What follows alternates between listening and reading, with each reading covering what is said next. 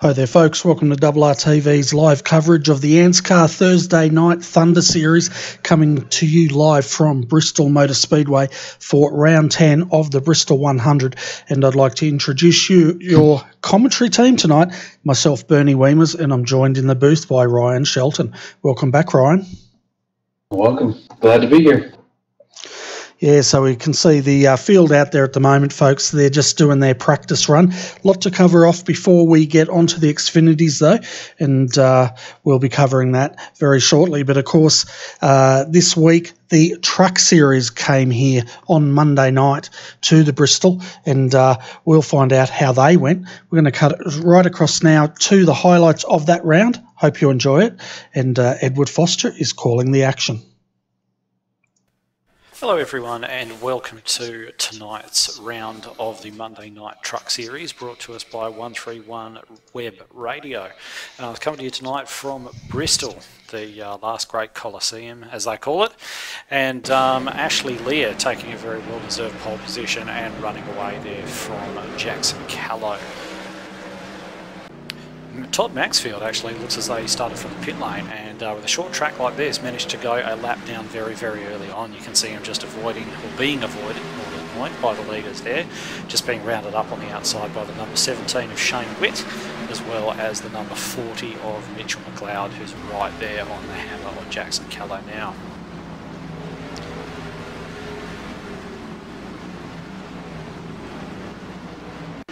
Right there on him, as you can see, and goes for the lunge underneath. Jackson just lets him go and takes that nice late apex, getting back down underneath him. Unfortunately, wasn't able to pull it up and hold that bottom line to hold McLeod at bay, and McLeod ended up completing that move. See Hayden Dodman and Todd Maxfield running fairly closely, as were Shane Witt and Terry Humphries. Matt Danson, our championship leader, just getting involved with him there. Already sporting a little bit of damage on the front, not quite sure how that came about, but he's just working his way up through those other drivers at the moment.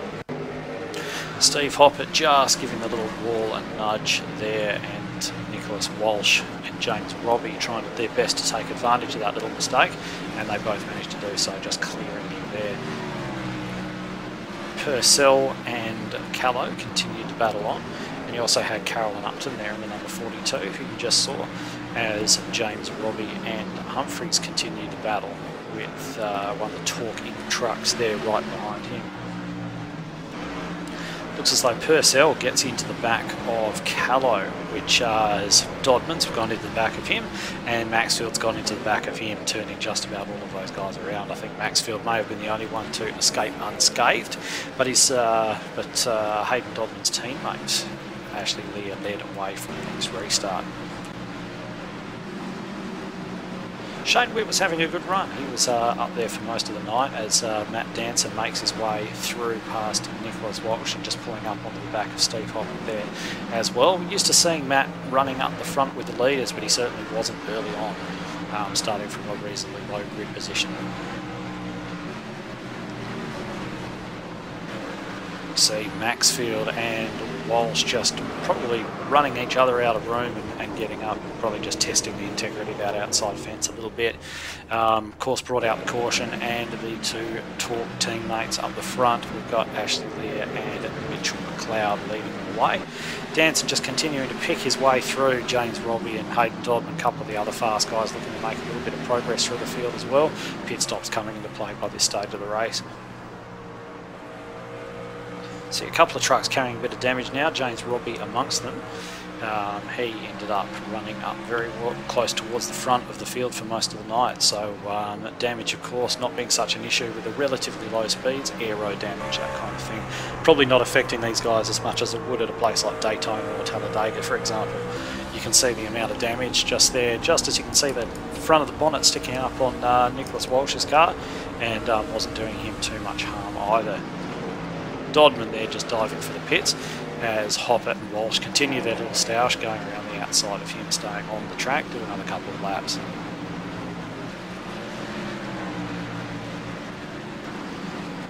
Matt Danson running up into the wall there also. pretty rare to see a bang on the wall from him, so it actually shows how difficult it is to keep these trucks within the confines of such a tight circuit such as this. Tight circuit plus such a high speed brought about by the relatively high banking that you see here, just as Danson makes a move on Purnell.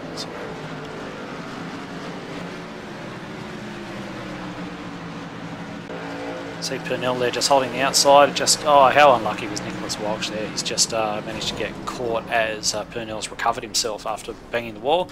That's brought out another caution, and Danson, you can see, has resumed his traditional place up front, but he's got a mirror full of Ashley Lear at the moment, and they will continue that battle for the remainder of the race. Callow continuing to run well. Steve Hoppert just getting into that outside wall. Purnell doing a fairly good job to avoid him.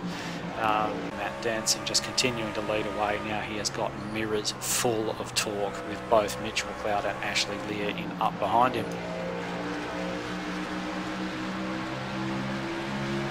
Just see Hoppert getting a little bit loose there, trying to hold that bottom line, and wasn't able to hold it up down low enough as Purnell gets taken out there. He's actually managed to spin himself as well there, Steve. So that's brought out another caution on the restart. It's been the same scenario again with Matt Danson trying his best to outrun the two talking trucks running in behind him. Always trying to hold that high line. Very difficult. Yeah, high line is the fastest line here, but trying to hold that around the outside without rubbing the wall is a skill in itself.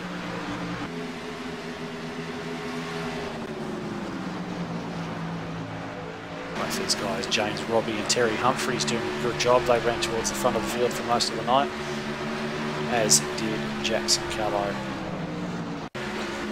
There's Hopper just getting into the outside wall, bouncing back out of the track, and single-handedly taking out the entire torque contention for this race.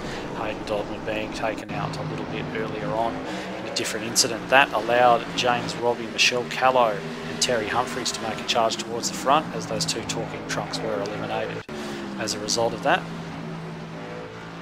Matt Danson, though, as ever, manages to come through the carnage and cross the line in first place. Second place going to Jackson Callow, and James Robbie will be very happy to round out the podium in third place.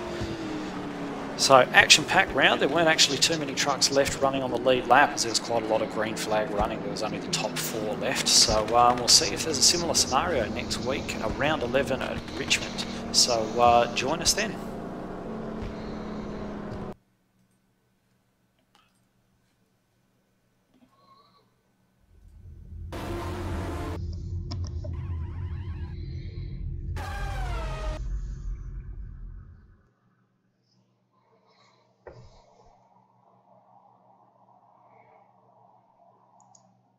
Fantastic, and that was Edward Foster bringing us all the action there of last Monday night's round of the Monday night Camping Truck Series, and of course next week they go to Richmond. But let's have a look at the point score and see where the drivers ended up after that night. So as we could see, Matt Danson once again, he's continuing to lead, 451 points. Nicholas Walsh, he still remains in second on 333 points. In third at the moment is Todd Maxfield on 321 points. Then we've got James Robbie, he finished third in the Monday night race. He's in fourth position on 315 points. Steve Hoppert, well, he didn't have the best of runs on Monday night, but he's still sitting there in fifth position on 278 points. In sixth at the moment is Nicholas Shields, and then we have Michelle Callow. She's moved up from 8th to 7th, and Mirko Dortnack has moved down to 8th. That's really the only big move in here this week. Tim Dawes, he's sitting in 9th, and rounding out your top 10 of the ANZCAR Truck Series is Dwayne Priest. So I tell you what, Ryan, it was one action-packed race, quite a bit of carnage going on, and it looked like they had a few safety cars to throw in as well. Yeah, that's the nature of beast. This Bristol track, it normally throws up the biggest caution numbers. I think, if memory serves correct, this track actually holds the most cautions for a single race at like 16 or 17. That's in the real-life NASCAR Cup Series. It had like 16 or 17 cautions. It wasn't too long ago. It was probably about 10 or 12 years ago they had that. But it's not uncommon to see double-digit caution numbers in a full-length race. Yeah, well, it'll be interesting to see what they turn tonight as far as cautions go. There's 13 cars in the server at the moment, folks. A bit low on numbers. Hopefully it'll pick up soon. They've got another 5 or so minutes until they will be going out to qualify, as we see Thomas Hinds there getting it all sorts of wrong and up into the fence. At the moment though, folks, the fastest person in practice, we'll bring that up for you now, is Dwayne Priest. 14.812 seconds he set for the fastest lap. Jason Martin is second fastest. Dave Douglas third fastest. Stephen Williams fourth. Rounding out your top 5 is Daniel Stevens.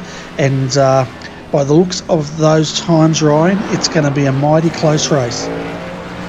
Yeah, Bristol normally throws up a really close race, and that's what causes a lot of the carnage. The fact that, you have nowhere to go.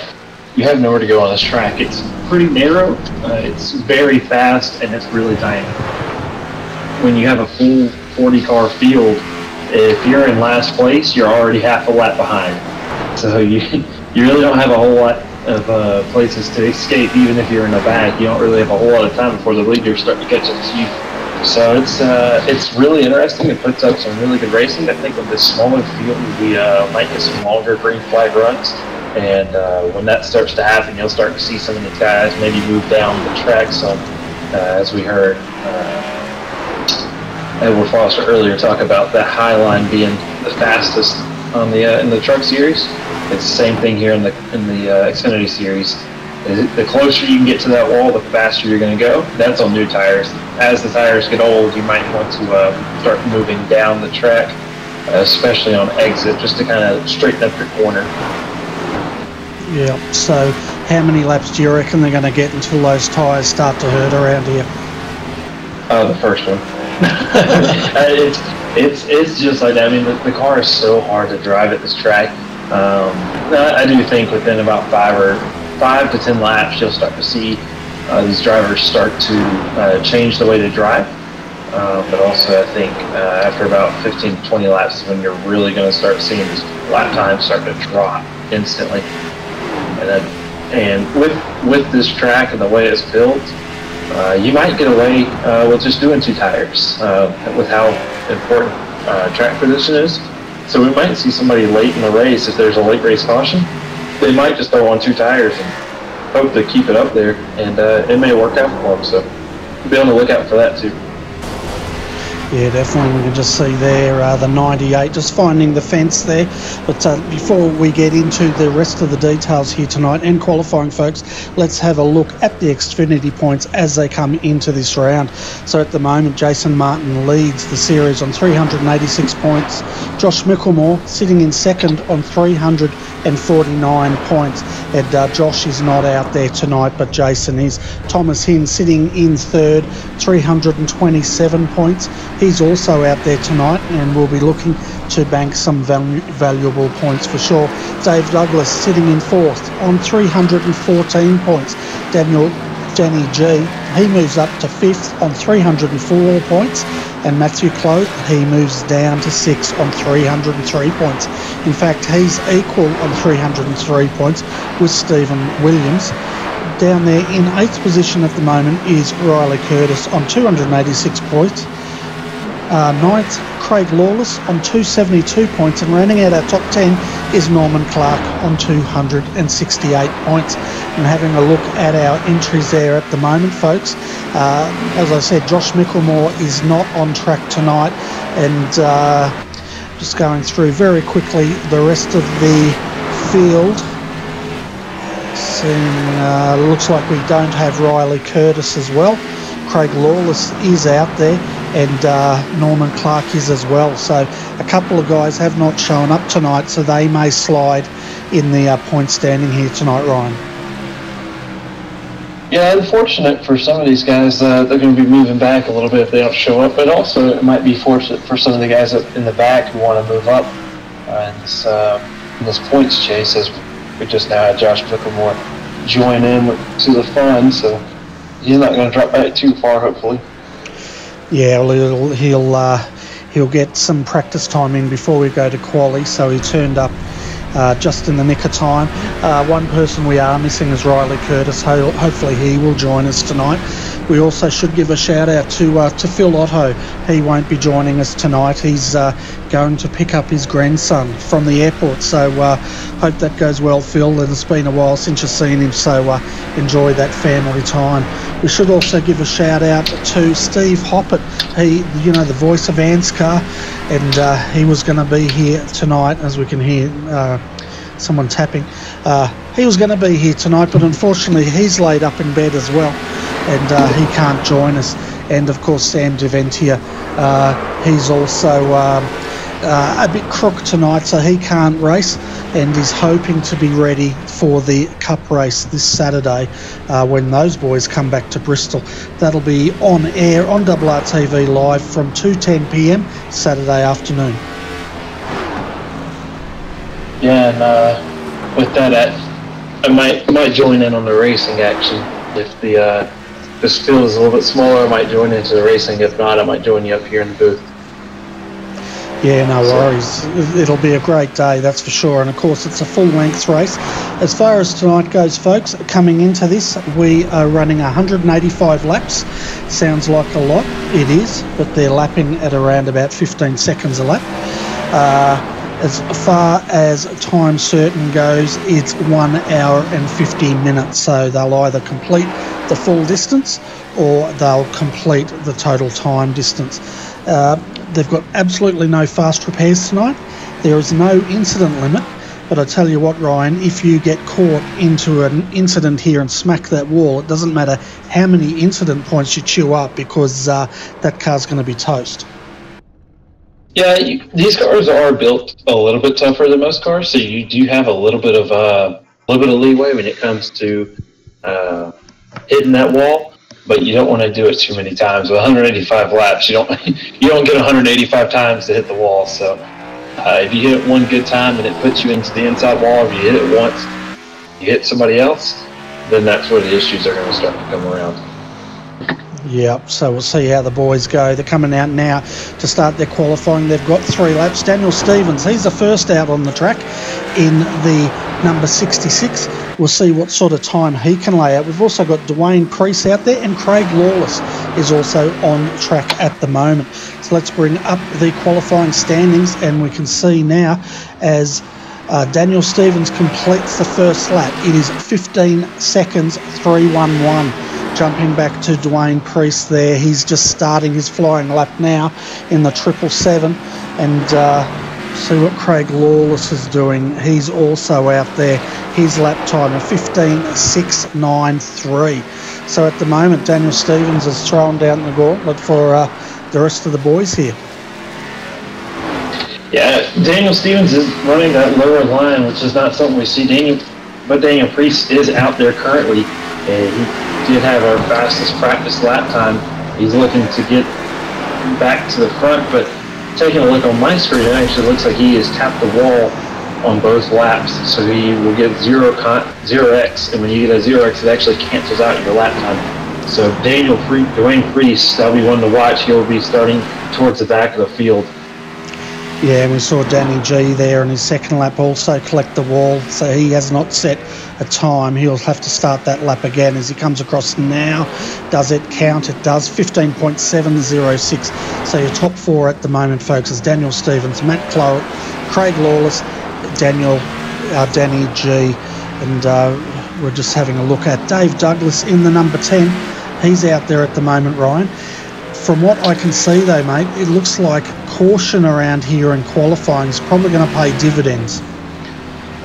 Yeah, I was watching Edward Foster, and he ran about in the middle of the track, so he wanted to get the most out of the track, but he also didn't want to hit the wall, and that's given him a 15.0 as he just rounded out his qualifying run. Dave Douglas just came across the line before he hit the wall also, and he had a 15.3 for his first lap. So it does look like these guys are taking it a little bit easier than most, but we'll see how some of the other guys start to do it, as Josh Micklemore has also gone out on track. So this will be his first lap as we jump on board with him. Yeah, definitely. You can see him on screen at the moment. Moves straight up to P2 here with a 15.124 in his first lap through. He's on to his second now. See if he can improve. That's going up to the high line. Plenty of move, or plenty of gap, I should say, to the fence. Comes through 15.255. He does not improve, but that's good enough to be on the front row. Yeah, it looks like the tracks may have slowed down, or some of these guys are just not throwing it all out to the wind and hoping for the best. Because some of these guys, like some of our top guys who were running earlier, Stephen Williams and Jason Martin, still have yet to make a lap. Norman Clark also. We saw Dwayne Priest. He went out there but was unable to make a good lap. Thomas Heens is out there currently. Practice lap was 15.084, so we'll see if he can't get back with that lap. I'll tell you what, the person that has jumped to the top here, though, it was Edward Foster with a 15.087. Thomas Hinds just outed him on a 14.921 on his first lap through here, Ryan. We'll see if he can improve, but at the moment, Thomas Hinds into the wall. That's the end of that, but he's on provisional pole. Still having a look, waiting for Jason Martin. He has not come out yet to set a lap, neither has Darren McKenzie or Steve Williams, from what I can tell. Yeah, Norman Clark has actually just pulled out onto the track for his 2 laps, so he just now pulled out. He will tap the wall coming onto the straightaway, so that's going to slow him down for this first lap, but we'll see if he can keep it off the wall for the second. We'll see what the magician can do here as he's going through, flying lap across the start-finish line. Now good enough for 8th position with a 15.515. So Norman Clark will be starting from the 4th row of the grid here tonight. Having a look now, we've also got Darren McKenzie out on track, and we'll see what he sets. He's just set a 6th fastest time with a 15.266, and he's on his 2nd flying lap as well. Jason Martin is also out there, and we'll get his time now as Darren McKenzie cannot improve. Well, Jason isn't out yet. He's spinning the tyres up for some reason. Yeah, so one of the things about this short track racing, I don't think we'll see Jason Martin dominate like we normally do. Just like at the road course we had a couple of weeks ago, he kind of struggled a little bit. Short tracks are a completely different animal than what you see at like the super speedways or the smaller tracks, you know, mile and a half or whatever. Those he's probably really good at. These short tracks, he might struggle at this track. So it might be a little interesting thing to watch Jason Martin, see if he can get it, and he proves me wrong and runs a 14.8. So there's that.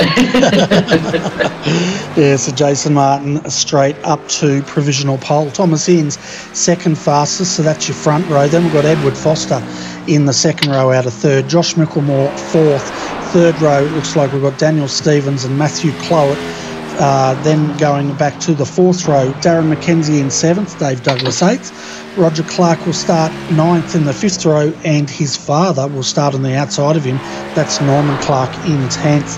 Just having a look, it's only Jason and Josh running at the moment. Dwayne Priest, of course, did not set a time. He tried, but he did set a time, 15.618. Steve Williams, we haven't seen Steve out there yet.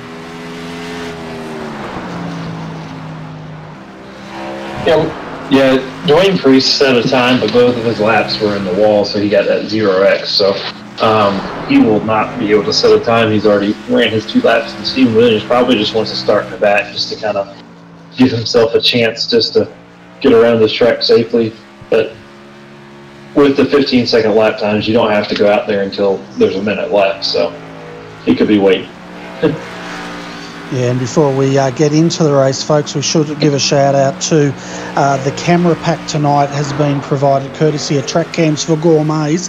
If you want to buy this camera pack yourself, you can go over to trackcams22.com and you can buy this pack as well as many other oval and road racing tracks.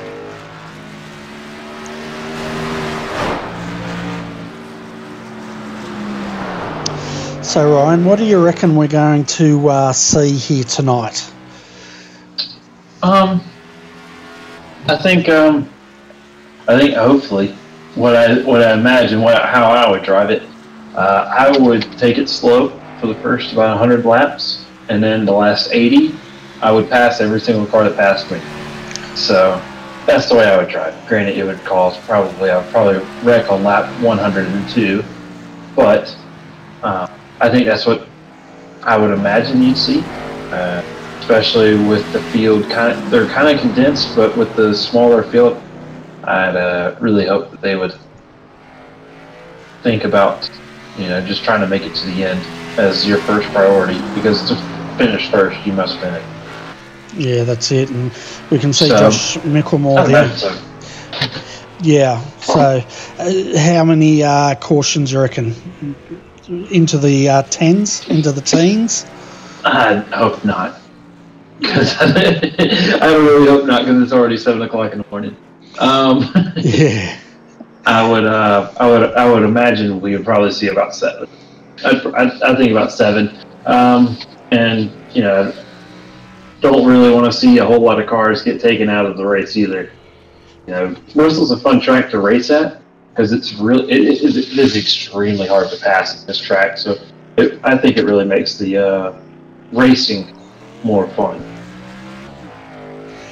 Yeah, well, we can't afford to lose any drivers here tonight. We've got 14 in the field, and we want to see all those guys that get to the end, that's for sure. So we'll see how it shapes up. We can see qualifying's coming to an end shortly, folks. We'll take you through the full grid very, very soon. But it looks like Steve Williams is not going to get out to set a time. So if he's going to join this race, it'll be from 14th position. You can see now qualifying has completed here, folks. And the guys will be gridding up very shortly. As far as the race information tonight goes, well, it's partly cloudy out there, 23 degrees Celsius or 74 degrees Fahrenheit. So a nice balmy night here at Bristol, that's for sure. But let's take you through the grid, folks, and you can see where your favourite driver will be starting this evening. So bringing up the grid, on the front row, Jason Martin, he sets the fastest time with a 14.867. He'll start on the inside, but keep an eye on Thomas Hines starting on the outside of him. Looking back to row 2, we have Edward Foster starting on the inside out of third. He's joined on the grid by Josh Micklemore on the outside of him in 4th. Moving back to the third row, we have Daniel Stevens starting in 5th down low, and he's got Matt Clowett up there starting in 6th on the outside of him. Moving back to the 4th row, we have Darren McKenzie starting in 7th. He's joined on the grid by Dave Douglas in the number 10 on the outside of him. Then moving to the 6th row, we have father and son Roger Clark in 9th in the low line, his dad on the outside of him, Norman Clark in 10th. Then starting out of the 6th row, we have Craig Lawless out of 11th. Danny G will start out of 12th. Moving back to the 7th row, we have Steve Williams out of 13th down low. Dwayne Priest, he will be starting in 14th. And I can say it looks like all the drivers are out there tonight, Ryan. Yeah, so they're all out there. So, it just looks like Steve Williams just kind of wanted to be in the back and be by himself. So, it's going to be fun. Short track racing is always a little different for everybody, so we'll see if these guys take it slow or if they try to come straight out of the box, just running into each other left and right. You can see the pace car now warming them up around here. Dan Stevens said it's 11:10 p.m. where he is at the moment in the number 66. Well, it's 9:10 p.m. over here in Canberra, Australia, and of course over at your side of the woods, Ryan, it is about 7:10 a.m. your time, so nice and early. Hope you've got a big breakfast, because we're going to get busy here very shortly. Yeah, actually I had some pizza before we started, because I knew we were probably going to be sitting here for a while, so I didn't want to get hungry.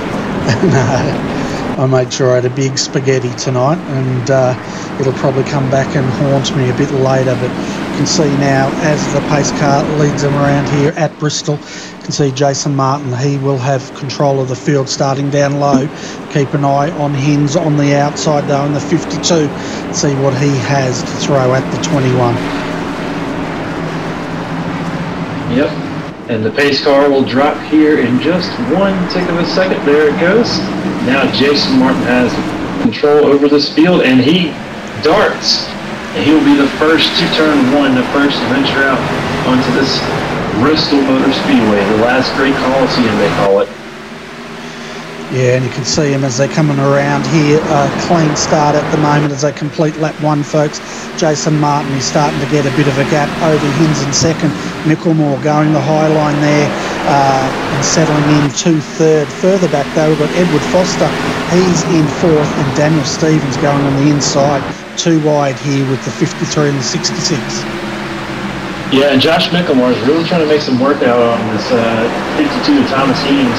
He's trying to find a different way around him. He's going the high line, which is what I thought would be the preferred line, but it's actually looking to be more the bottom line, which is a new thing that maybe this latest update has done to these cars. Is normally you want to run that high line to get the fastest way around this track, but it looks like the bottom line is actually pretty useful. You know, as you can see, Thomas Hines is starting to run away from Josh Mickelmore, but then come down the straightaways and he gets it right back.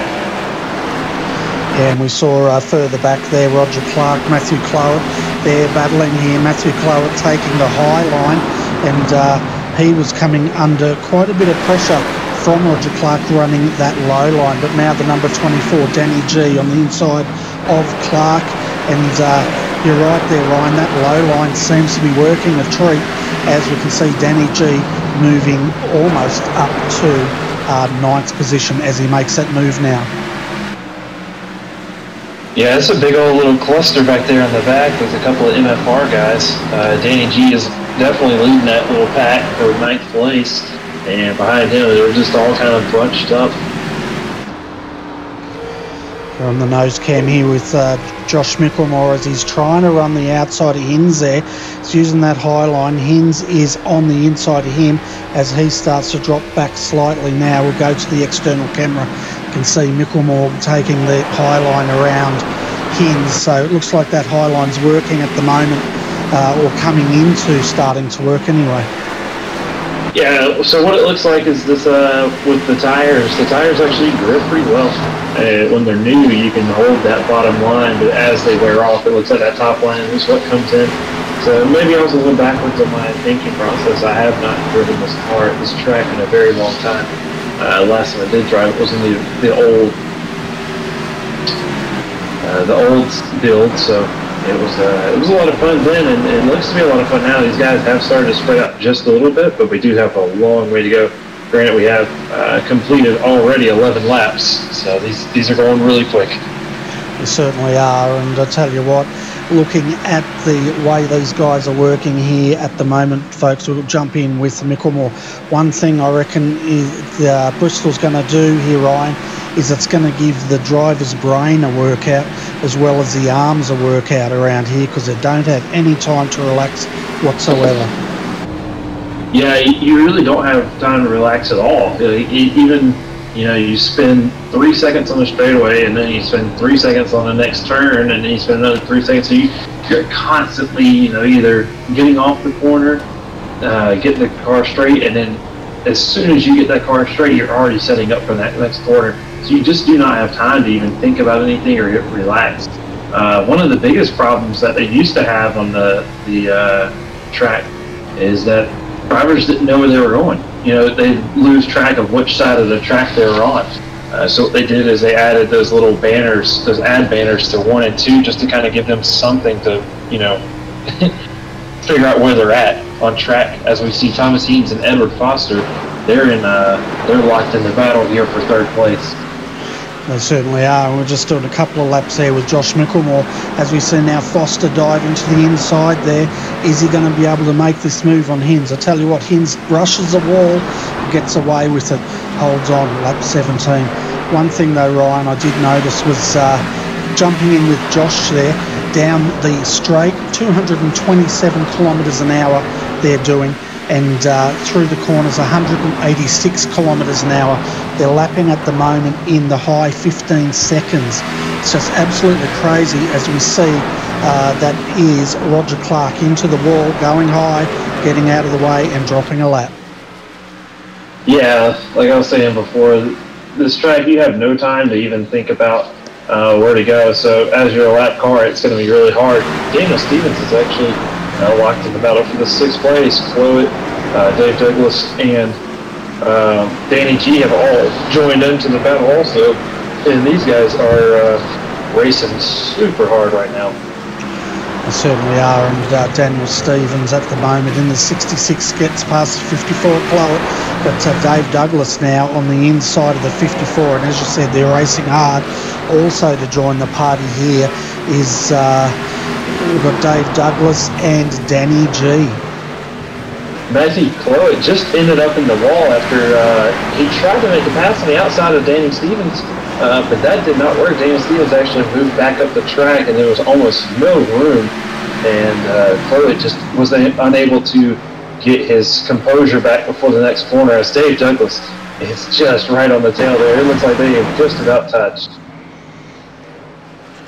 And 23 down at the moment. A nice clean run touch wood, as now Dave Douglas goes on the inside of the 66. You can see him working away here into the fence. Okay. That's going to take out both cars. All right, that I will wear. Commentator's curse.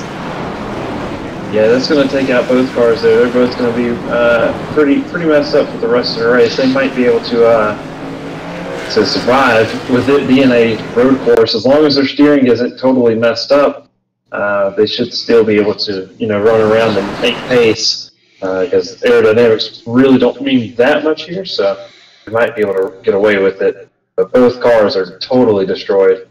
And Darren McKenzie's car looks to be really messed up too. Yeah, we'll go and have a look at what happened to Darren here. The other car that got caught up in that was Josh Mickelmore. I'm just seeing if he actually had contact or if he pulled it up, just as the guys were bringing it back up the track. You can see Dave Douglas trying to bring it up there, and he just runs into the front of the number 2 of Mickelmore as he tries to turn that car around. Having a look at what happened to Darren McKenzie, I can't really see. He doesn't have any damage at the moment on that car, as far as the replay goes. My end, it had the whole front end was destroyed, so must have been just a netcode thing. Because my end, his whole entire car was just absolutely destroyed. Okay. So here's something interesting. Dave Douglas is actually staying out in hopes that he can keep his lap, because if he does not pit, he'll be able to run back around and get his lap back. And Daniel Stevens is going to pit and hopefully try to fix this damage. Dave Douglas is going to try to hope for a quick caution so that he can come back in and pit later on. So it's a risky move by Dave Douglas, because his last lap before wrecking, it was a 16-1, and then you got the guys behind it. Guys in front, they're going to be back to the low 15. If he can keep running a 16, it's still going to be a bit rough for him. Yeah, well, all of them came in apart from Dave Douglas in the number 10. He is trying to get that lap back. He will get it. He'll get the wave by shortly. But that car, tell you what, look at the rear end of that thing. It's so bent up. I guess around a track like this, downforce probably isn't too big of an issue, considering it's such a short track with high banking. Yeah, the high banking helps out, but like you were quoting earlier, it's 230 down the stretch to 180 in the corner, so you're still going quite fast. It's just you're not going as fast, so the downforce doesn't really play as much of a factor. So we'll see if he can maybe keep his lap, maybe try to hold on to the car just long enough until another caution shows up. Yeah, and so different strategies here. The number 10's trying to get their lap back via the wave by. Daniel Stevens in the 66 that was involved in that, he decided to bring that car into the pits. He's sitting down there in 14th, and Dave Douglas will come around now to join the back of the queue. So Danny Stevens, the first of the guys to drop a lap. Roger Clark got his lap back after all that carnage, but all in all, 29 laps to the first caution, so 26. Not a bad start to the race. No, it took 25 laps for that to happen, so that's a good sign. Maybe we can get 50 this next time. And one interesting note before we go green, just right before we go green, Josh Mickelmore was actually catching Jason Martin. Green flag as Jason Martin gets going. But Darren McKenzie trying to get 3 wide in the first corner there as I was trying to get something out, but the action has already started. Darren McKenzie has passed Thomas Heems for that 4th position. He's started 5th. And you can see they're all trying to just hold that bottom while the tires hold together. Yeah, that's right. We can see the 444 there going on the inside of Daniel Stevens in the 66. He's got the 09 Roger Clark behind him. Daniel Stevens down a lap, but racing continues. As we can see up front, we have Jason Martin, Josh Mickelmore starting to get a bit of a gap now, 9/10 of a second over Edward Foster in the 53. And I'll tell you what, Edward is on fire tonight, and hopefully if things go his way, we will see him up on the podium this evening. Yeah, Daniel Stevens is actually keeping pretty good pace with that damaged car. He's running mid-15s, but he has passed 4 cars already. Dave Douglas still holding behind. We'll see where he runs. Yeah, he's still running in mid-15. The leaders are running in the low 15, so he might be able to keep just 1 lap down. Dave Douglas might be a different story, so we'll keep on that later on. But I was trying to get out before Darren McKenzie decided to make all kinds of action happen. Josh Mickelmore actually caught back with Jason Martin at the end of that run. So we might see Josh Mickelmore try to make a run for this win here as he is right behind Jason Martin. We've seen this a lot throughout the year where somebody will stay behind Jason Martin right after a restart, but after about 10 laps start to fade back. So we'll see if that happens again. Yeah, and it's Josh Mickelmore came in extremely late into the practice, didn't he? So I wasn't sure if he was going to have that car dialed in, but he's definitely got it dialed in. He's sitting on the back of Jason Martin here, just shadowing him. The lap times 15.333 to Jason Martin, 15.4 to Josh Mickelmore, but riding with the number 2 at the moment, he's more than happy just to sit on the back of Jason and pace this race out. Yeah, he might try to make something of it here later on. If he gets a good run, maybe sees Jason slowing down, making a mistake or something, he might try to go after it. But I think right now he is pretty content staying behind him. We're just going back to have a look at the moment. Daniel Stevens is lapped down on the inside of the 777 of Dwayne Priest there, just trying to make that work. It doesn't look like he's losing too much time with all that damage, although he is a lap down. He does have Craig Lawless in the 444 now going in behind him, but the 777 hits the wall, continues on, but you don't want to do that too many times around here. No, not at all. It's, hitting that wall is not the best thing for you. As we see Stephen Williams, the guy who started in dead last, he's actually trying to make a pass on Danny G here as he goes low, trying to do a slide job. See if it sticks. Danny G's going to have that run off the corner. But he does tap the wall at entry. That's going to kind of slow him down just a little bit. But it is going to give Stephen Williams a chance to stay on that inside and maybe throw it one good time and hope to get in front of Danny G on the outside. Yeah, he's trying, isn't he? But he goes in there, he gets up beside him, but then Danny G just gets the power down. Matt Clout now deciding that is a strategy he likes, and he's following the 24. Meanwhile, the 98 working the low line, trying to get the move done. If anything, the 54 is going to get him here. Yeah, so what Stephen Williams was trying to do, he's trying to make that bottom work, but it's just not going to work out. What he really needs to do is Matthew Cloak just stays just a little bit higher, and he try to gas it down and try to maybe get to the top of Danny G here. But what Stephen Williams needed to do was just throw it towards the wall, do a classic slide job like you see in the speedway stuff. So that's what he should have been doing, but I don't think he really wanted to do that this early in the race. As I see Matthew Pullet just having some small issues here and there.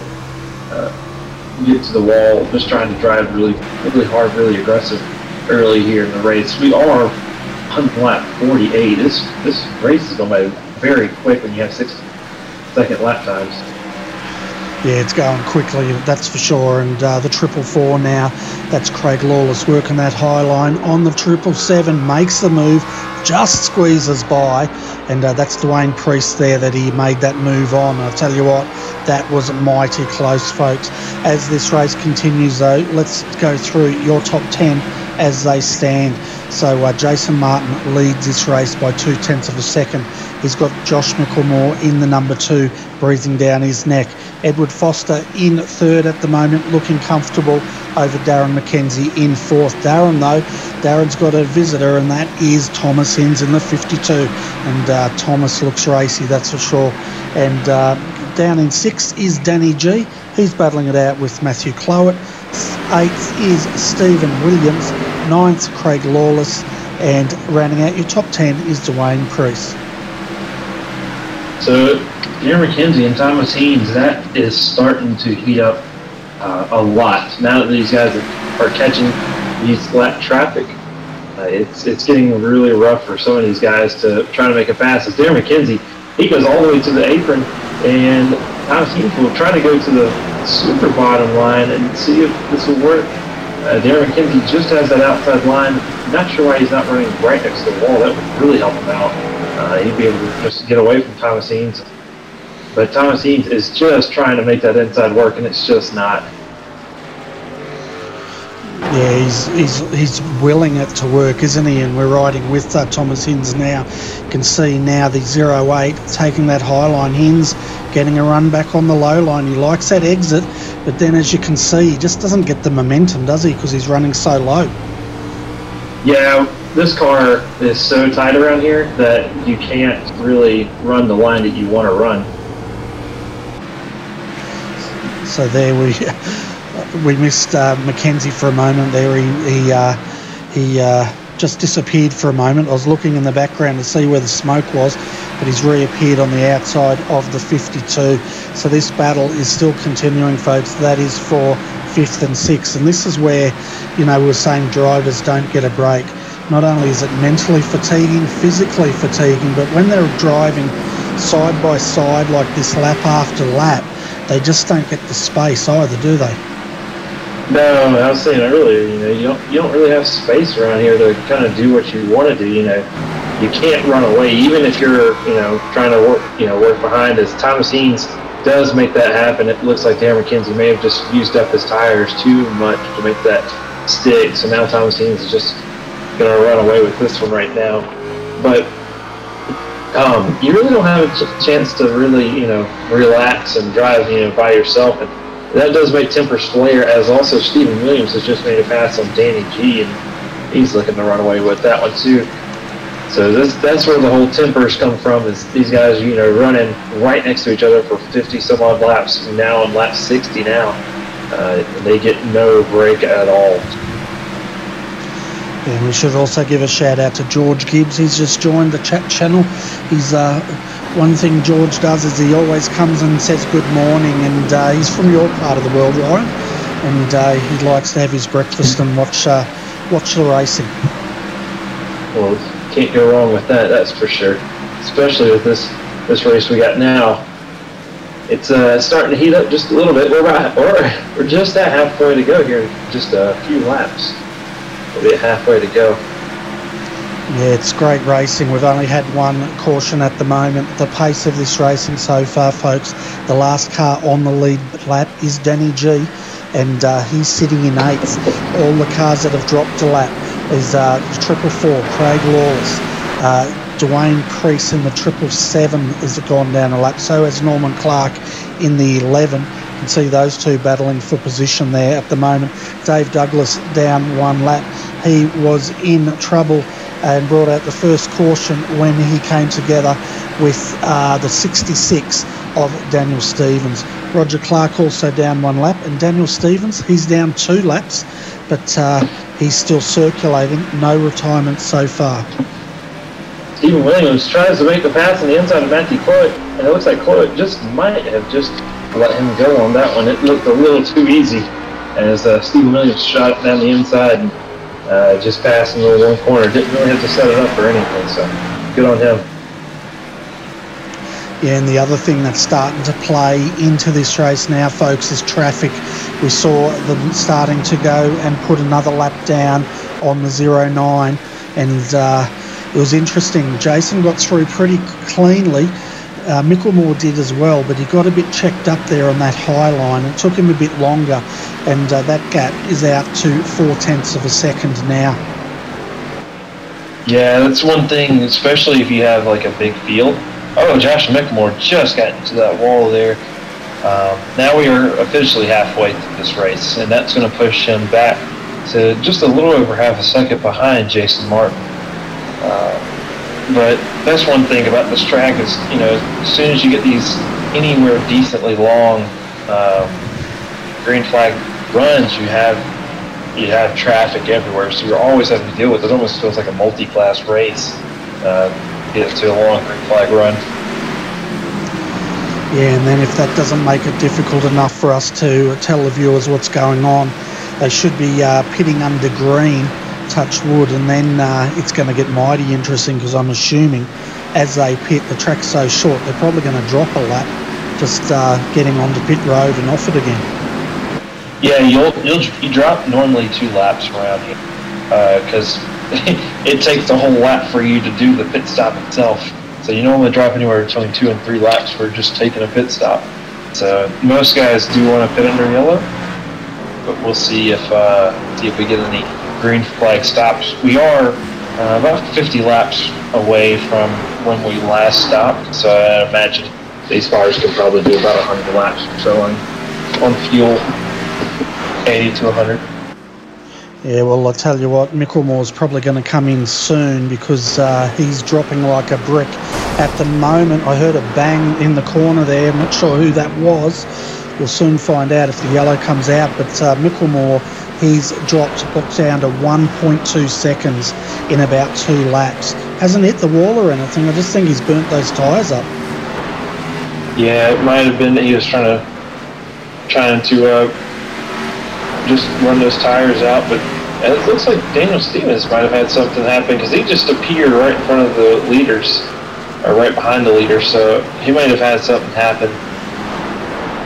I did hear a big bang in the background, but I didn't see anything, so it might have been him. Yeah, I'm not sure, because his car just reappeared. He was racing with everybody, then his car reappeared, so he may have had some internet dramas. But currently the closest battle on track right now is Darren McKenzie and Steve Williams. Both of those guys are currently racing for the 5th and 6th position, but Steve Williams has been pushing his way up through the field, starting 13th, which is next to last, and he is currently in that 6th position, trying to work his way into the 5th position as he tries to make quick work of Norman Clark here. Oh! Just got a little loose coming off 4, avoiding the Roger there. Yeah, and he's got just gets past Roger there, father and son team, Roger and Norman, both fighting it out there, but having a look, they're both down 1 lap. But I tell you what, Stephen Williams in the 98, as you said, did not qualify tonight. He's come from the back of the field. He's up into 6th position and made 7. But I guess, you know, once you get to that point, it becomes harder work, doesn't it? Just like Norman Clark and his son Roger, as Norman now is 1 lap down, but Roger now has dropped to 2. Tell you what, this pace is crazy. 82 laps of 185 here, folks. Tell you what, Ryan, you should just be able to have your toast before it cools down the way they're running. Right, yeah, it's they are absolutely moving, which is exactly what we want to see. We want to see good green flag racing, and that's exactly what we're getting here. But it looks like Dave Douglas is actually pitted, so it'll be interesting to see how many laps he went down. He was only 1 lap down when he went in, but now he's 3. So it looks like it's probably about a 2-lap difference. But you can just see, even with that damaged car, how much faster he is to everybody else. It almost looks like he's driving a completely separate car. Yeah, he'll absolutely love it with those fresh tyres on. He won't even, but he's got to make sure he doesn't burn them up, because potentially, the way this race is going, he might be out there for another 100 laps if it'll make it. But look at him round up there. Yeah, I'm telling you, those new tyres there. He just absolutely made work of Norman Clark. It just looks like he's standing still, just how much quicker Dave Douglas's car is, even with all that damage. So the damage really isn't affecting the car, it's just a matter of tires. Yeah, that's it. And looking at his lap times, he's doing a 15.773. But compare that to Jason Martin, our leader. Jason's down to the 16.916 at the moment, as Dave Douglas now blows on by Darren McKenzie. Must be a fantastic feeling having nice tyres and doing that. You must feel invincible. Oh, Josh Mickelmore and Roger Clark just got into it. Oh, man, and that's going to bring out the yellow. Wow, that was not looking good. Josh Mickelmore he tried to pass Craig Lawless and Roger Clark 3 wide, and it didn't really work out too well. There wasn't a whole lot of damage for both cars, but man, was that was not good. Yeah, just got it up on the slow-mo here, having a look, and just see there, just the tap there that unsettles Roger. They were very fortunate for both. If we have a look at Clark here and the 444, Clark keeps it off the wall. 444 down the inside. The 2 does not collect the wall. No cars damaged. Some pride, no doubt, but they can live for another day. Yeah, that was that's a move that you make when you know that's all you have. You know, he was trying to keep it on the outside. You know, he wasn't really anything wrong. It was just a lot of racing. That's all it is, just a racing incident. Luckily, nobody got severely damaged, so that was good. But Josh Mickelmore was just trying to make that little bit up to keep with Jason Martin. And I was about to comment that Josh Mickelmore probably needed to go ahead and take the pit so that way he can get that undercut, because you saw just how much Dave Douglas was able to catch. Imagine how much Josh Mickelmore would have been able to catch if he was able to do that with Jason Martin. Yeah, well, one thing now, Dave Douglas has come back in. He pitted under green. He dropped a couple of laps, so he's been buried after that. He's still 3 laps down. All the other guys get to pit under yellow, so it did not work for the number 10, unfortunately. It just about did if Roger and Mickelmore hadn't come together. He probably would have got away with that. But having a look at your field at the moment, folks, as they come in to take tyres, we have the number 21, Jason Martin, in first. He will be joined with Thomas Hens behind him. Both cars pitted. The 53 of Edward Foster sits in third. Stephen Williams in the 98 fourth. 08 of Darren McKenzie. He is sitting in, let's get some decent pictures here for you, sorry folks, in fifth. 6 is Josh Mickelmore. 7th will be Matt Clowett. And then the last one on the lead lap is the number 24 of Danny G, just taking service now. 2 cars that are laps down.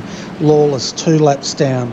Priest in the 777, 2 laps down. Norman Clark, he is also 2 laps down. So is Danny Stevens. Dave Douglas down 3 laps, and so is Roger Clark. Yeah, Daniel Stevens was 3 laps down, but decided not to pit and hopes to get his lap back on a quick caution, because if he does not get a quick caution, that car is they are going to eat him within probably about 15 laps or so. He'll be lapped again, so it'll be interesting to see if he can hold on to it. We've had everybody keep in the race, so nobody has dropped out of the service yet, as we have Jason Martin leading, and he will take the green flag, and he is well off as we see everybody just staying 2 by 2. No Darren McKenzie going 3 wide again, so that makes it good. Edward Foster into Thomas Haynes, huge. No caution just yet, but that's gonna not make that car feel very well, Thomas Haynes, and also that head of Thomas Haynes is gonna be really hot now. Yeah, for sure, and he's going to, if he can catch up to Edward, we'll see what he can do. But at the moment, Darren McKenzie blew past Stephen Williams. Fortunately, they did not get into each other, and fortunately, Thomas used the wall to straighten it up. Josh Micklemore down there in 6th in the number 2 now. 96 laps of 185 gone. Doesn't sound like he's, well, it sounds like he's got a lot of time. He doesn't, because these guys are lapping in the 15-second mark. Yeah, Daniel Stevens does not have a lot of time at all. If he was to stay 2 laps down, he was hoping that Thomas Haynes did wreck. That way he can come in and get some tires. But Darren McKenzie absolutely throws it. Here's that slide job I was talking about earlier. See if he can make it stick, and he does. So what he'll do is he'll go throw it down the bottom here, and he'll be in front of Edward Foster going down the straightaway, and that's going to put him ahead. Edward Foster is probably going to try doing the same, but Darren McKenzie's just going to keep pinching down. And that's not going to do well for Darren McKenzie's tires, but he'll at least keep on the second for now. That's right, and he got that momentum straight onto the back of Jason Martin here. See McKenzie there, he's got internet connection issues, and those 2 wheels was just the server trying to correct where that car was. At the moment, though, the 98 of Williams on the back of the 53. Got the 52 of Hins trying to round these 2 up. But here comes McKenzie at the moment. He's just sitting on the back of Jason. See if he can do anything about it. Last time we saw Micklemore do this, he ended up burning his tyres up. So we'll see what happens there. But good battle here between the 53 and the 98.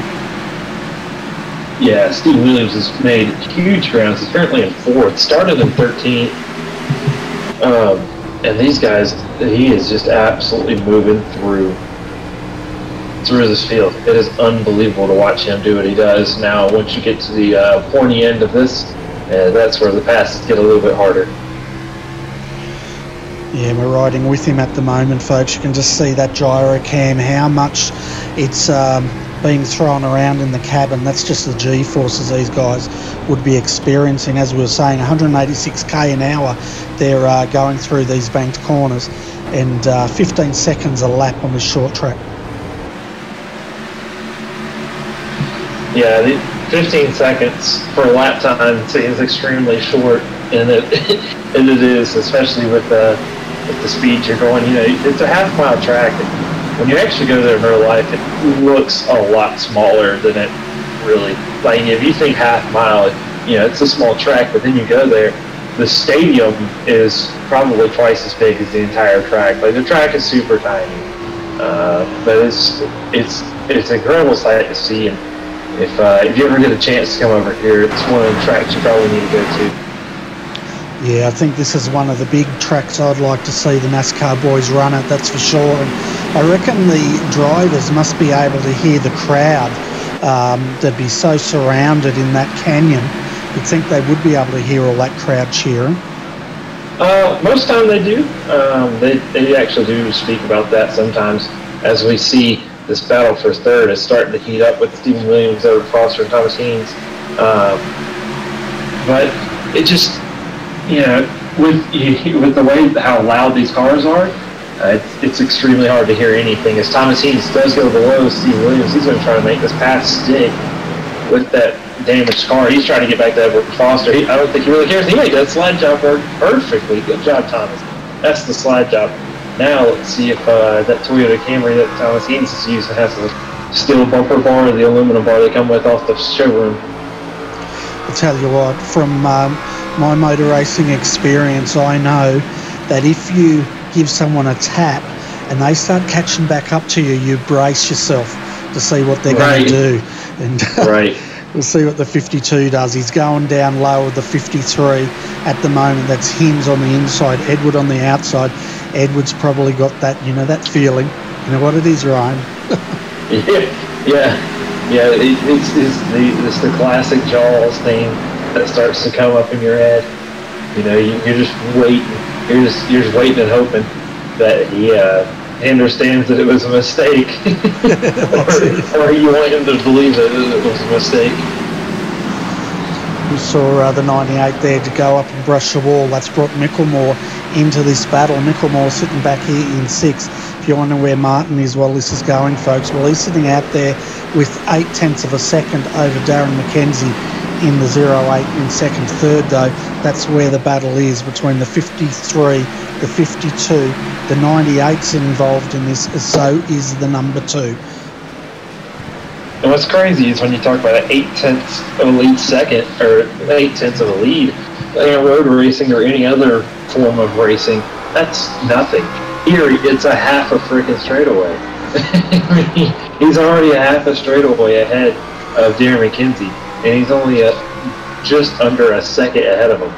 So that's one of the craziest things about this track. Yeah, it's a second, but it's a lot. It looks a lot further than a second. Yeah, it certainly does. It looks like a country mile, doesn't it, when you see him way out there and you're saying, like I'm saying, things like he's doing it comfortably 0.9 of a second up the track. Right, yeah. Like, normally if you told me I had a second lead over second place, I'm still pushing it. But if you look back in your mirror and you hear a second, you see that, you're calling back to the team asking, no, that's not right. Thomas Eanes is still trying to work that inside for third place on Edward Foster.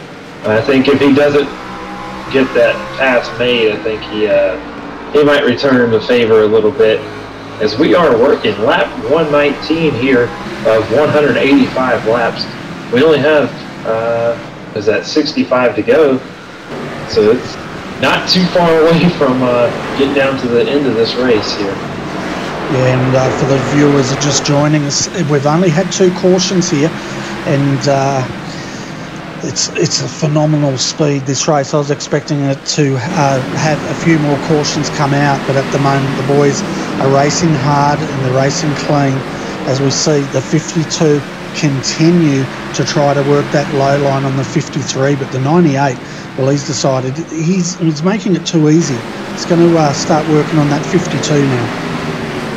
Yeah, this battle for third has just livened up here as Thomas Eanes has found his way on the bottom, and he looks like he's going to make it just around here, just around Edward Foster here in just a moment. He's just got a few corners to make it happen, and he gave him no room at all as he had to pass Daniel Stevens here, who is a little bit slower, and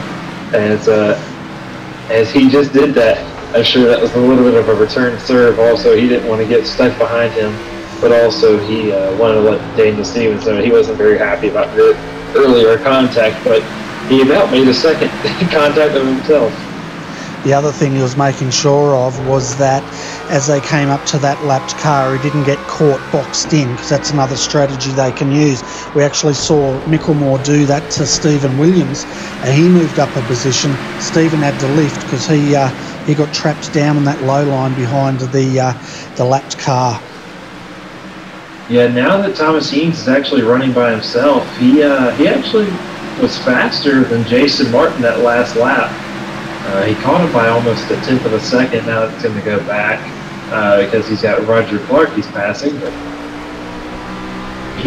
Thomas Eanes has some speed underneath that car, even though it's still damaged and it's still a little wore out. He's got some speed under it.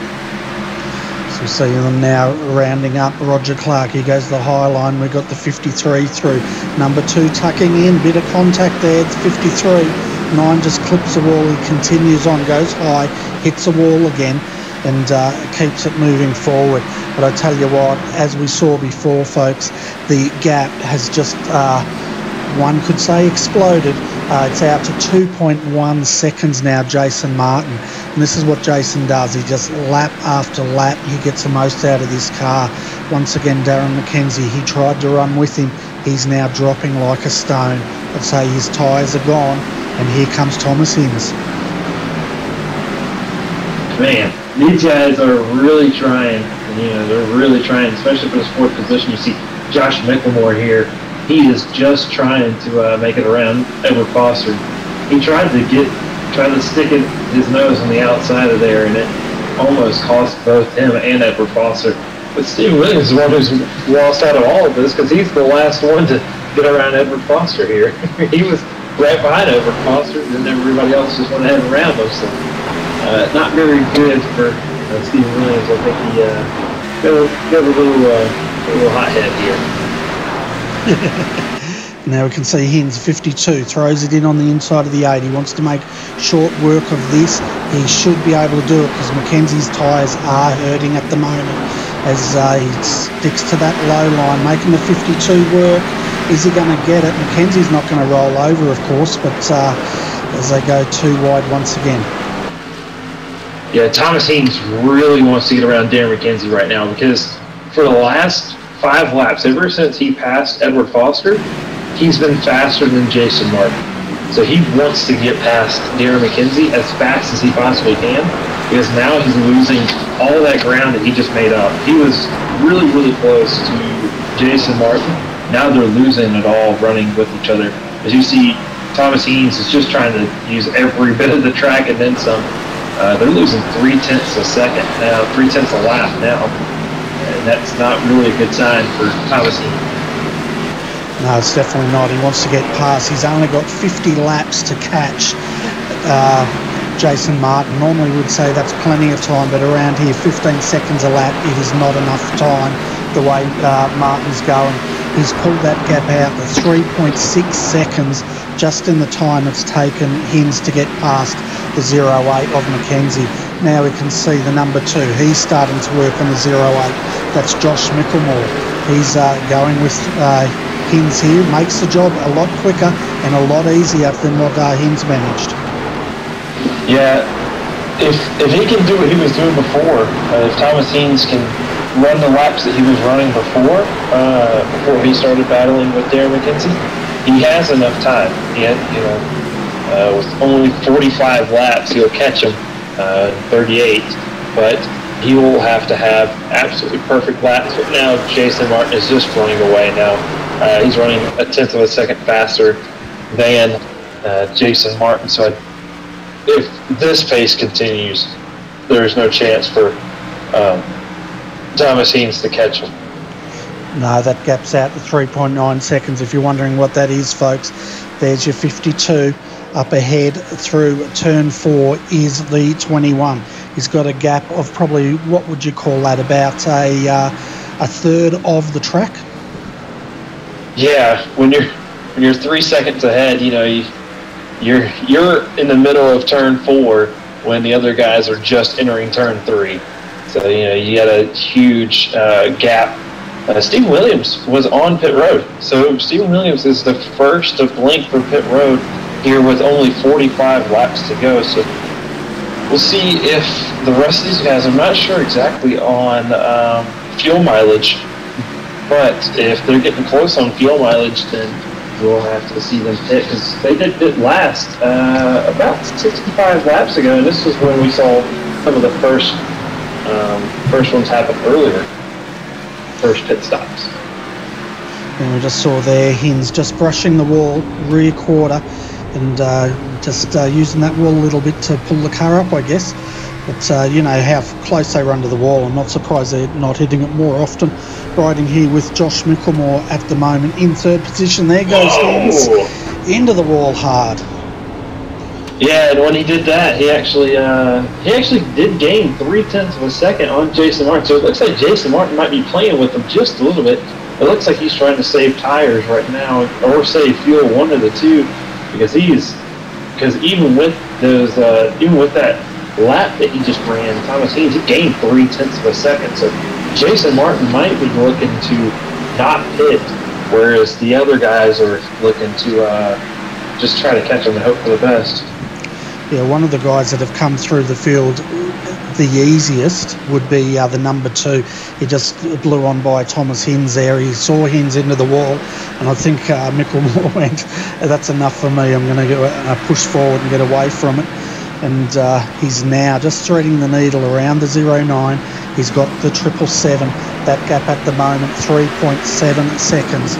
But as you said, Martin can just control that gap now and try to conserve tyres, fuel, and see what he can do.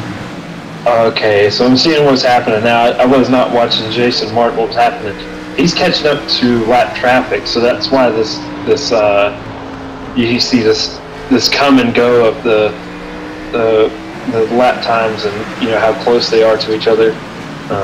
So it looks like it's just based off what the other guys are doing around him, all the lap cars. And it looks like Micklemore's handling the traffic very well. As they went around, he pulled back 1/10 of a second in that lap over Martin. The gap now 3.5 seconds. So the gap has come down by 4/10 of a second. 34 laps remaining though. I don't know. Do you reckon Micklemore can get him if we go green to the end here? Yeah, I think he might be able to do it, especially if they do green flag pit stops. If they do green flag pit stops, Josh Micklemore has to pit before Jason Martin. That is, you cannot let Jason Martin pit before you. That is the biggest thing. If you can get into the pits before him, and you know you have to do green flag stops, you have to come in before Jason Martin. You cannot let him go out, because we saw earlier Dave Douglas was able just to run away. So if he can get down into the pits and maybe Jason Martin waits a few laps to come in, he might be able to jump Jason Martin or get right close to him to where he can maybe throw some kind of pass at him. So that'll be, if I'm Josh Micklemore, I'm looking at my fuel and seeing when I have about 10 laps left or about 5 laps or so, just so I can make sure to get in before Jason Martin. Yeah, the green flag stops have started, folks. We saw Lawless in there. His last stop, 15.3 seconds. We've also had Norman Clark come in, 15.6 seconds for his final stop. Dwayne Crease has done his. Stephen Williams in the 98 has done his final stop. So we've had about 5 come through. 28 laps remaining here, folks, going through your top 5. Jason Martin is leading. That gap 3.8 seconds over Josh Micklemore in second. Then the gap is 1.2 seconds back to Hinds, and he's trying to close in. Then we've got fourth is Mackenzie, and rounding out your top 5 is the number 53 of Edward Foster.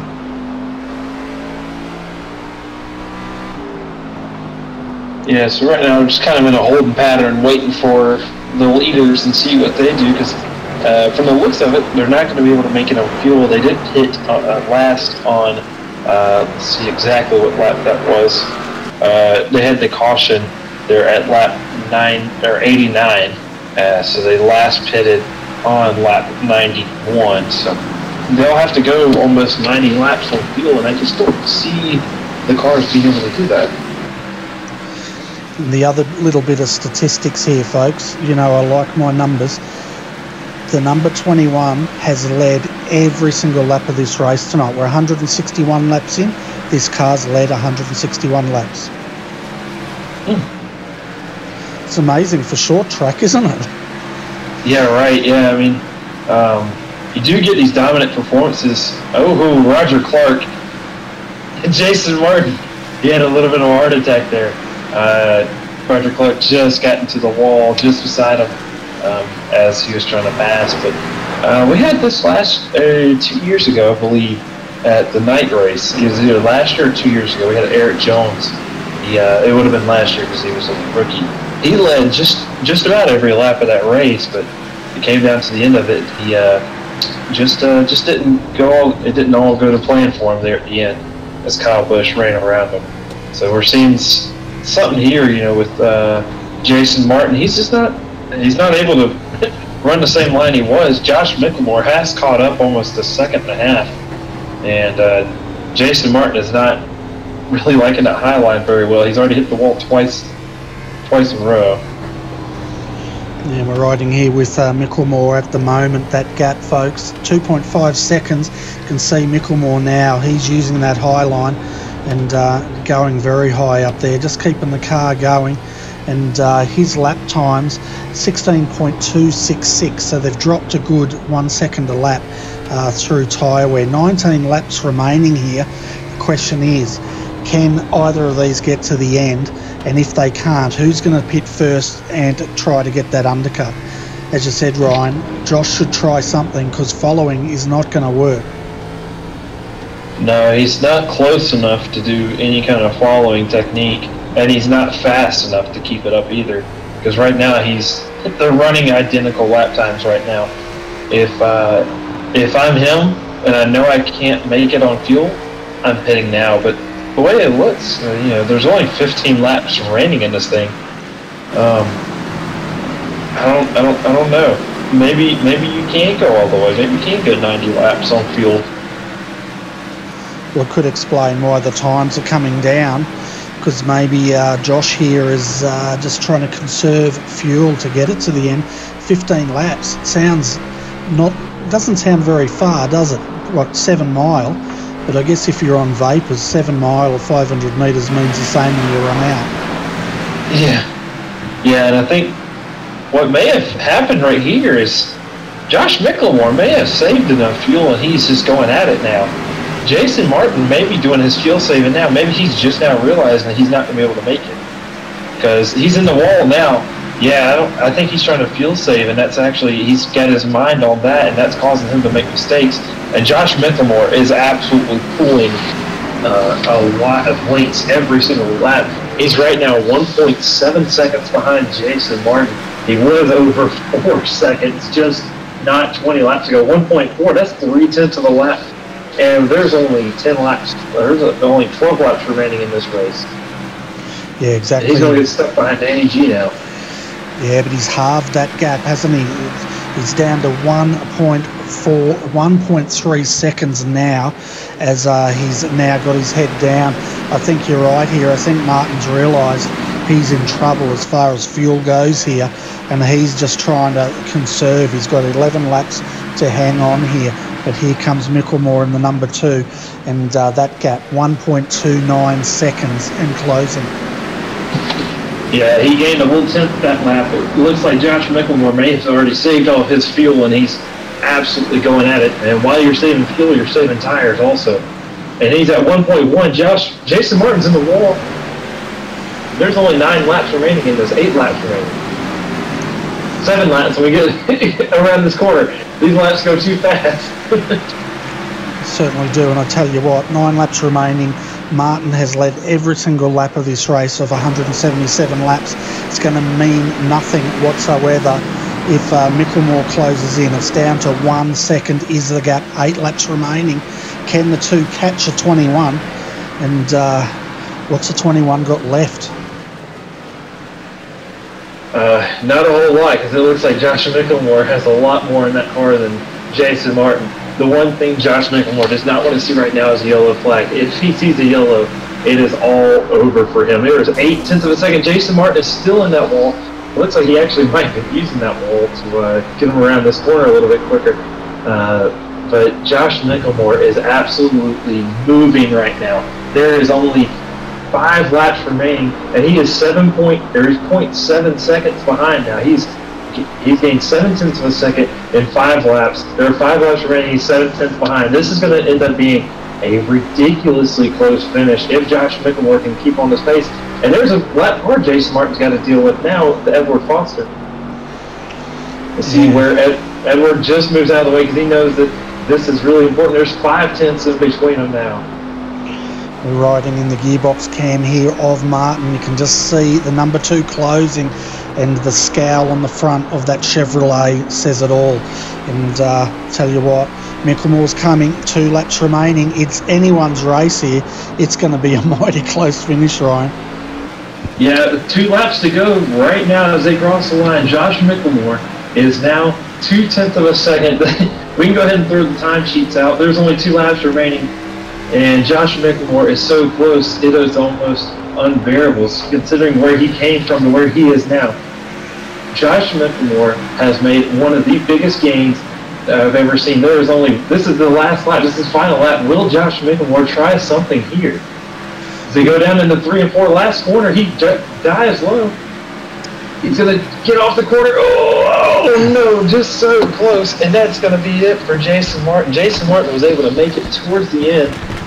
So close for Josh Mickelmore. I think I think he's going to be too mad about this one because he just was not able to make it work. I think he's going to be mad that he ran out of laps. Yeah, that's it. Another lap, maybe 2 laps, he would have been in a very good position there. But I tell you what, you've got to take your hat off to Josh Mickelmore. He came from so far back and took it to Martin. Martin just got to the line by that car length, so congratulations to both drivers. The other thing we should mention here, folks, is the statistics for our winner tonight. Dominant just scraped across the line, but he led every single lap of this race tonight at Bristol, which is an achievement in itself, that's for sure. The other achievement for the field, not one retirement tonight. Every car that started got home, so that's another big achievement.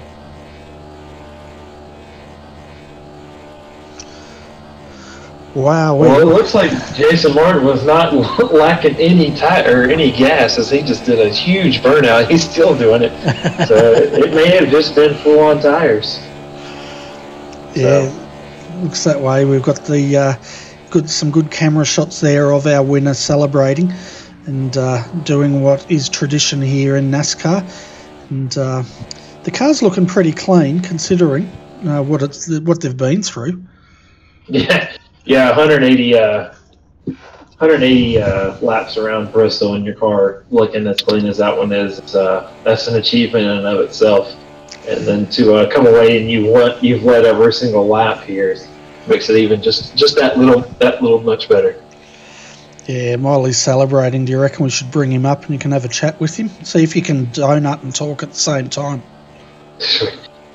We'll see if we can get anything out of him, that's for sure. Right, I'll bring him up now. Here he is. Jason Martin, what a win there. It was a fight for the finish, it looked like, for those last couple of laps. You got a copy there, Jason? He's absolutely speechless, I think. We might... Here he goes. Yeah, mate, I can hear you. Sorry about that. Oh, right on. Yeah, it looked like you had a battle there for the race win there at the end. What was going on with the car? It seemed to slow down pretty bad. Yeah, I had quite a bit of damage, so I just couldn't. It was just way too tight, so I thought he was going to get me then. Yeah, saw you. We thought you were trying to fuel save because it was a 90-lap run toward the end, but. We were thinking fuel save because you looked like you started to make a couple of mistakes here and there.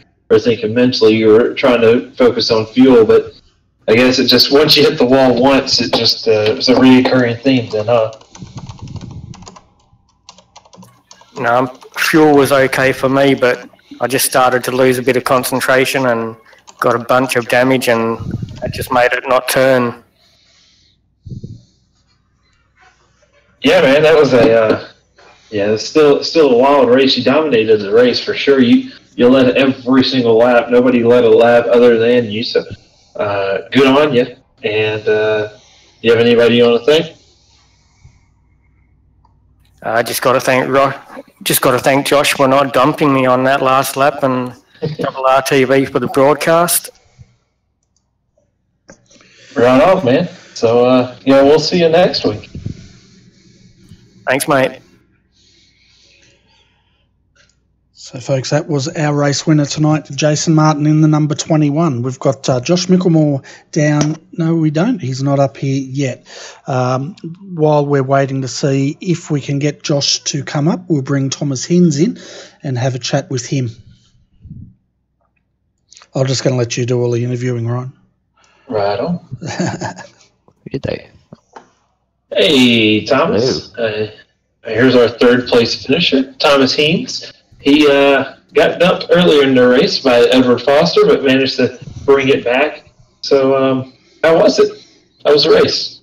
Yeah, good. It was definitely an interesting moment. I didn't actually know how that looked externally, but it looked like it had a nice old dent in the right rear corner there. But obviously, thankfully, because it just hit the fender, didn't hit the wheels, no steering damage, thankfully. So thank goodness I didn't lose out in that. In the end, it didn't really affect anything apart from obviously losing the track position. But made it a bit interesting having to come through again, so that was good fun. But yeah, good fun race. Obviously, a few bit less than the numbers this week with 14, but I think as we're actually just discussing me and Edward just then as we were waiting for interview, if there's a track to have a bit less in the attendance, it's probably Bristol, because I think when you have a lot of cars, it can be a little bit much. So I think 14 was actually quite a good number there. There was still plenty of traffic and battles and everything, but it wasn't too chaotic. So yeah, it was good fun. Good fun to battle everyone. Surprised to get the queue I did to start second, which wasn't as good because I'm a single screen user, and whenever you start second on a rolling start single screen, it's a real pain trying to judge when the leader goes, because you can't really see him without looking left, and it's a bit awkward basically. But yeah, worked out okay.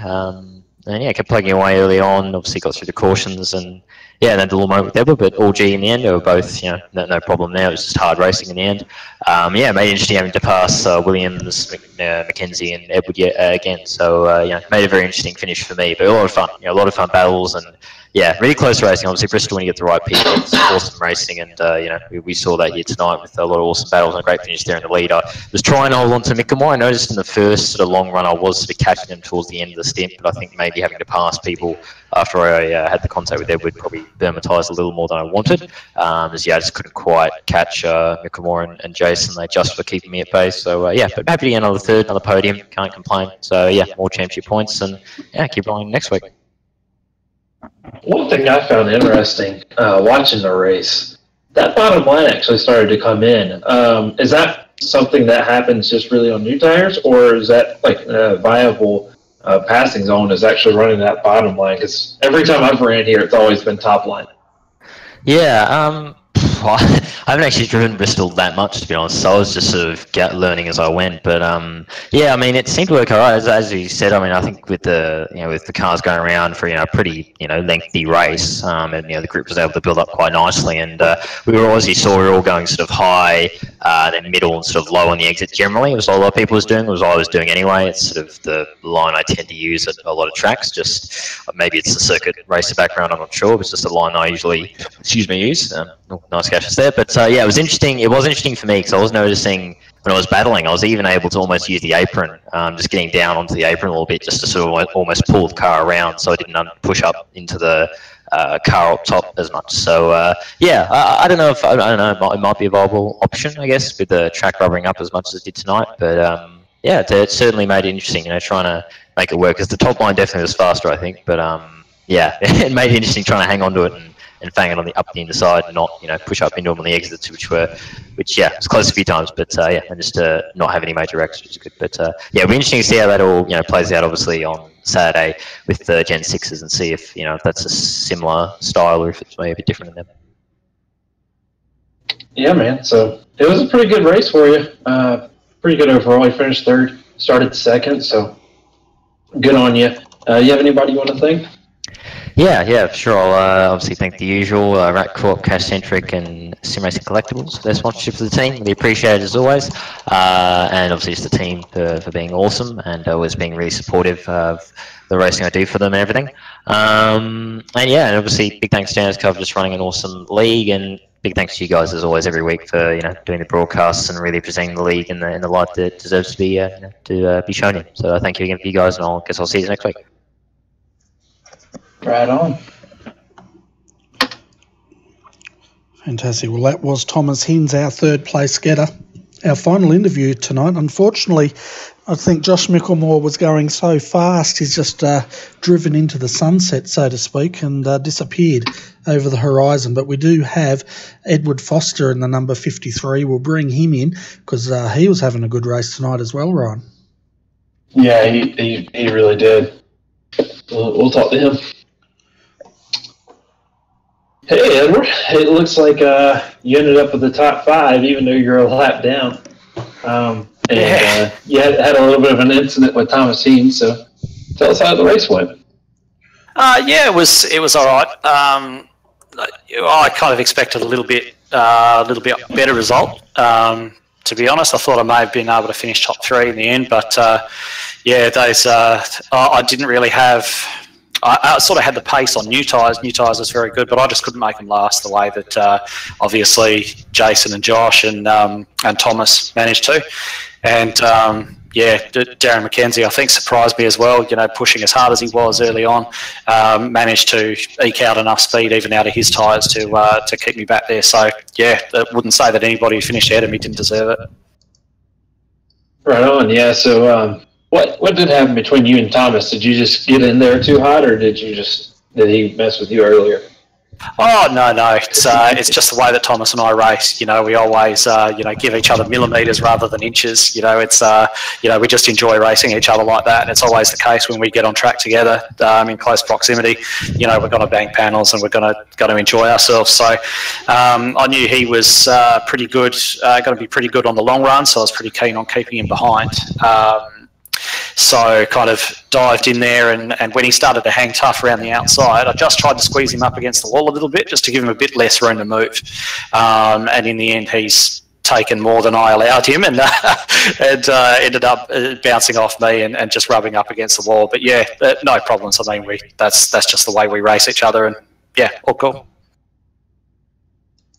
Yeah, man. So it looked like a pretty interesting race, and it looked like you could pass just about wherever you wanted. Is that something that you found pretty viable, or was it just strictly top line for you?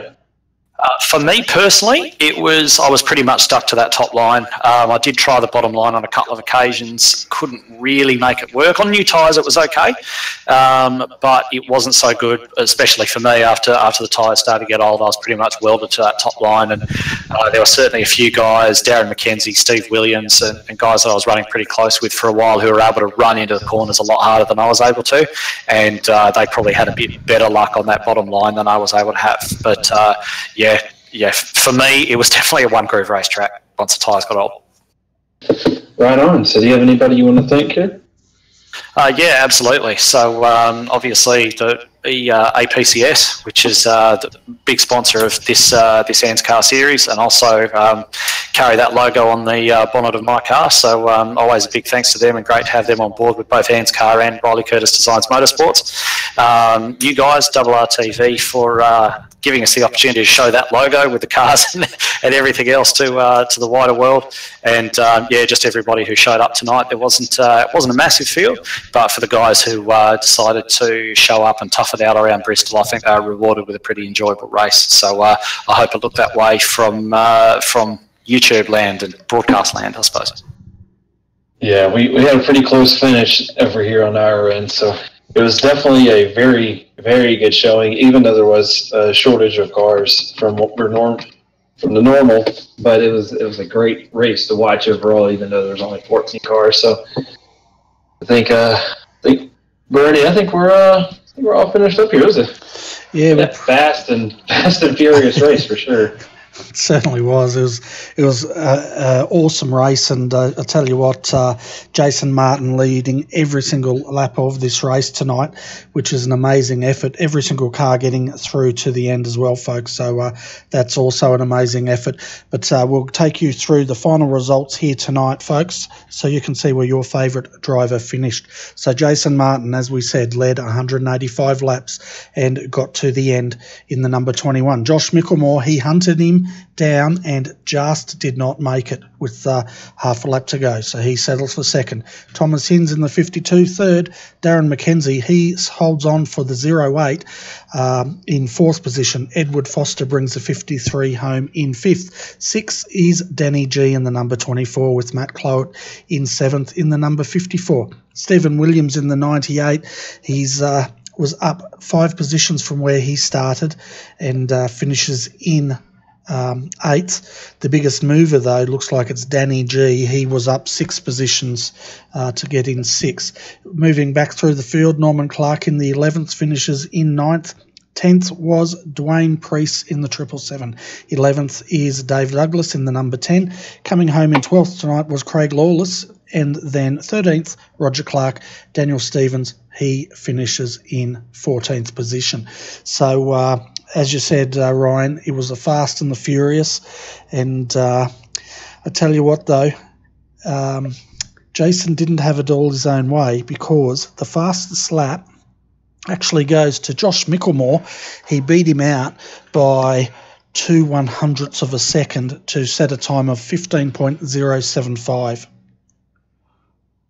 Yeah, I think Jason Martin was under have 185 laps led and the win versus the fastest lap. So, but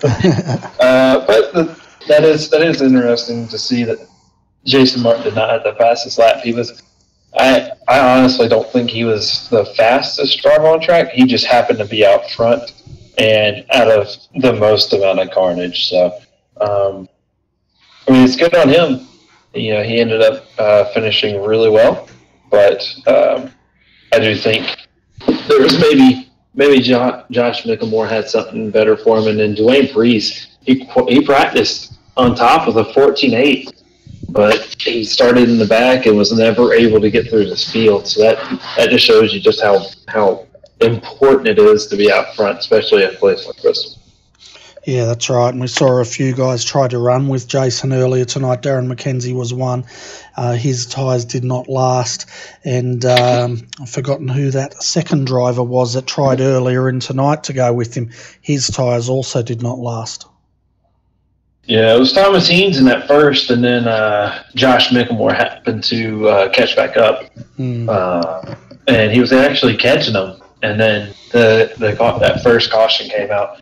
That was crazy, though. We only had 2 cautions, so that's the best part about it. We only had 2 cautions, so it really helped out with the racing, and these guys were able to actually get some green flag laps in and make a really good race out of it. Yeah, definitely. And I tell you what, we're pretty much finished up here tonight at Bristol, folks. But next week, Ryan, we're off to Richmond. So what do you reckon Richmond's going to have in store for the boys? Richmond it's a short track that is fast, just like this. It's a little bit smaller than a mile. A lot of NASCAR drivers say it's the best. It's like the perfect NASCAR track. It's not too small like Martinsville, so it's all, condensed or whatever, but it's not too big like a Charlotte or Atlanta or something like that. It's just like a perfect 7/8 of a mile track. The layout's really good. You can pass anywhere, turn 1. You can really throw it down into turn 1 and hope to make it stick. And then turn 3 and 4, that's really just a setup corner for the pass at turn 1. So a lot of NASCAR drivers, that's their favorite track, and it has been for a long time. So we'll see what happens. See if this new build that they put together for iRacing, see if that allows for more multi-groove racing, because even in the real world, they run all the way up to the wall. So it'll be interesting to see next week. Unfortunately, I'll be missing it, but oh well. Yeah, we'll have hopefully Steve Hoppett back in the booth with me next week, folks, to call all that action. But tomorrow night, if you like your Australian Online Supercar Championship, the V8 Supercars, they will be going to Snetterton tomorrow night for the Snetterton 200. It's a 40/80 super sprint, and we'll have Nick Hausler and Daniel Leet calling all the action for you there. That'll kick off at 9:15 p.m. tomorrow night, GMT +10. And then, of course, on Saturday, we come back to Bristol for the iRacing Monster Energy Cup cars. They're going to take to Bristol for a full-length race, 500 laps, 266 miles. The quality broadcast will kick off at 2:10 p.m. GMT +10. Quali at 2:20 p.m. GMT +10, and that will run us through till 3 p.m. GMT +10 when the race will actually start. And the way we're doing it in that series, folks, is a bit more like you'd probably see in the real world. Each car's going to be called out to set their laps, and it'll be a bit like a top 10, but it'll be the whole field, and it gives us all an opportunity to see the cars, the sponsors and the drivers before they take to the track at 3 o'clock. So anyway, Ryan, thanks for calling all the action with me tonight, mate. I guess you can go and make some more toast or whatever you're having over there, and I can start having an early night, I think. Yeah, I'll be a glass of milk and then the bed. Yeah, that's about right. But Yeah, so anyway, folks, thanks for tuning in tonight, wherever you are in the world. I hope you've enjoyed our coverage of the ANZCAR Thunder Series coming to you from Bristol, and hopefully we'll have your company tomorrow night. But if we don't, have a great weekend. It's very close now, and we'll catch up very soon, no doubt. But on behalf of Ryan Shelton, I'm Bernie Weemers. Thanks for tuning in to RRTV, and we'll catch up with you again shortly. Good night.